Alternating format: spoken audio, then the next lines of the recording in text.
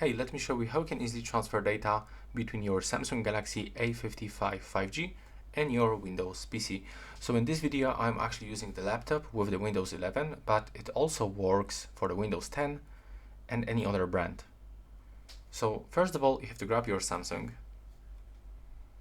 You have to open the settings. Now you will have to scroll, go into the About phone. Now from this you have to move to the software information and keep tapping on the build number until you enable the developer options. Then go back, scroll down, select developer options, scroll again and enable the USB debugging. Click OK. Now you have to plug the USB-C cable into your phone. This is actually the cable from my old smartphone, from my Asus Zenfone 7 Pro, and this end of the cable we have to plug into our PC.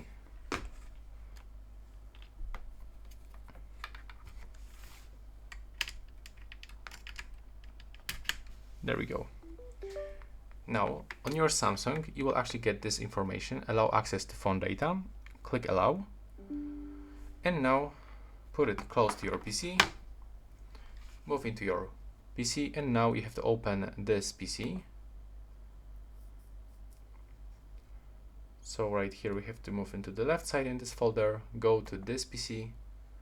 Now open your Galaxy A55 5G, open the internal storage, and right now let's say that I want to transfer something from my PC into my A55. So I'm gonna actually bring this 3 screenshots. Now when I select this, I have to drag them and move, for example, into the pictures folder. If you want to transfer music, you have to do this into the music folder, or for example to the download folder. Now when I open these pictures, as you can see here, I have these screenshots. But if I want to transfer data from my A55 to my PC, I have to just do the same. So select everything that I want to transfer, then drag it to the desktop, for example. And you can actually copy and replace. That's how it looks in my case, because I just actually replaced the same data and it's actually finished. So that's all. Right now, please subscribe.